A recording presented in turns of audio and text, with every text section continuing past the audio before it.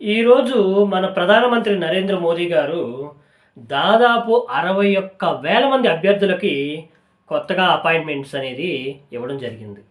ఈ 61,000 మంది అభ్యర్థులు రకరకాలైనటువంటి departments, postal department, railway department, banking department, air force department, navy department, revenue department, education departments ఇలా రకరకాలైనటువంటి డిపార్ట్మెంట్స్‌లో 61,000 మంది సెలెక్ట్ అయితే వాళ్ళందరికీ ఈరోజు ప్రధానమంత్రి నరేంద్ర మోదీ గారు 18వ రోజ్‌గార్ మేళా కింద వీళ్ళకి ఆన్‌లైన్‌లో అపాయింట్మెంట్ ఆర్డర్స్ అనేది ఇవ్వడం జరిగింది.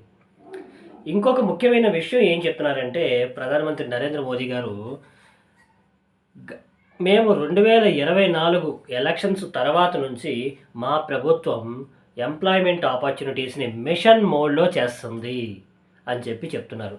అలాగే సామాన్యులకి ఇచ్చేటువంటి Mudra loans, PM SVANidhi loans వీటి వల్ల ప్రతి ఒక్కళ్ళు ఈ స్టార్టప్ ఇండియా కింద డెవలప్‌మెంట్ అవుతున్నారు. దాదాపు 1,25,000 స్టార్టప్ ఇండియాలు మన భారతదేశంలో ఇప్పుడు ఉన్నాయి. దీని ద్వారా 12,00,000 మందికి ఉపాధి కలిగిందని చెప్పి ఆయన మెన్షన్ చేస్తున్నారు. అంటే ఇటువైపు ఉద్యోగాలు కాకుండా ఇటువైపు బిజినెస్ మ్యాన్‌లు కూడా ఆయన్ని డెవలప్ చేయడం ఆయన ముఖ్య ఉద్దేశం. దీని ద్వారా మన ఇండియా మనం ముందుగానే చెప్పుకున్నట్లుగా సూపర్ పవర్‌గా ఎదగాలనే ఒక ఉద్దేశంతో, అలాగే మన జీడీపీ కూడా పెరగాలనే ఉద్దేశంతో ఈ స్టార్టప్ ఇండియాలు, మేక్ ఇన్ ఇండియాలు, మేడ్ ఇన్ ఇండియాలు మన భారతదేశంలో ఎక్కువగానే నమోదవుతున్నాయి.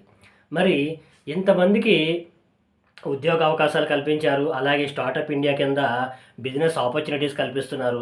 దీని మీద మరి యువత నిజంగానే డెవలప్ అయ్యిందా లేదా అనేది మీ కామెంట్స్‌లో చెప్పండి. వచ్చే వీడియోలో కలుద్దాం. Thank you.